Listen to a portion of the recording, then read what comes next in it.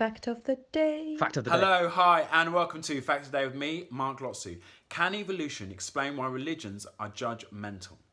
Now, this is work done by a guy called Nicolas Baumard. He's an evolutionary psychologist. This is all his work. This isn't my opinion. I'm just putting it out there. This is what he thinks. And without wanting to point a finger at any particular religions, because he just seems to throw them all in the same bucket, as in like the more modern-ish religions. The premise is this: pre-Greco Roman religions, they're all very materialistic, and it was all about rituals and sacrifices, trying to appease the gods, trying to ask the gods for something. And then as time progressed, it moved more over to, do you know what? If you do bad things in this life, then you're going to get punished in the afterlife. And it's this morality that he looked at. Now, in terms of evolution, there are two strategies that most organisms use. You've got the fast life strategy, where organisms have offspring when they're younger. They don't really look after the offspring when they're younger. They're more aggressive. They're more wanting to take what they can from wherever they can. This is because the environment is much more harsh. It's much more formidable for them.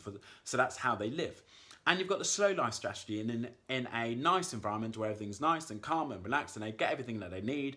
They have offspring when they're much older. They tend to look after the offspring for much more of the time. They're much more calm. They're much more pleasant, and are much more relaxed. And this ability to switch between strategies has been shown in women as well. So women who are from more affluent areas, they tend to have kids when they're older, they tend to have fewer kids, and they tend to do more breastfeeding. So giving more nutrients into the individual children that they're having. A good indication of affluence is obviously the amount of food that you're able to get. So about 2,500 years ago in the Eastern Mediterranean area, people went from having an energy calorific intake of about 15,000 joules per day per capita to about 20,000. So what does this mean? It means there was more food available for people to eat. Obviously, we're just talking about the upper echelons here. We're not talking about absolutely everybody. Even though there was more food available for everybody, it's the upper echelons who really taken advantage of this. So this showed that the populations were switching from a fast life strategy to a slow life strategy because they had more food. Now, if the upper echelons, if the people who had more food were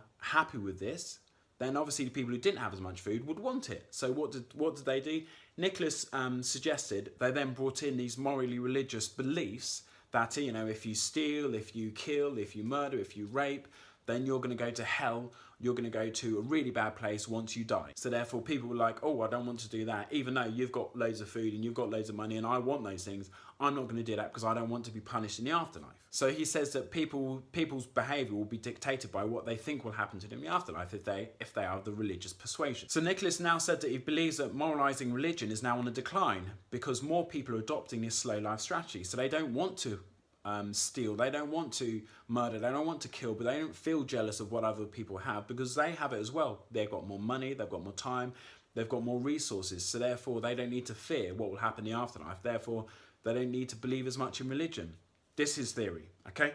So that's why he thinks evolution can explain why religions are so judgmental. Thanks so much for watching. Love you, bye, love you, bye. Love you, bye.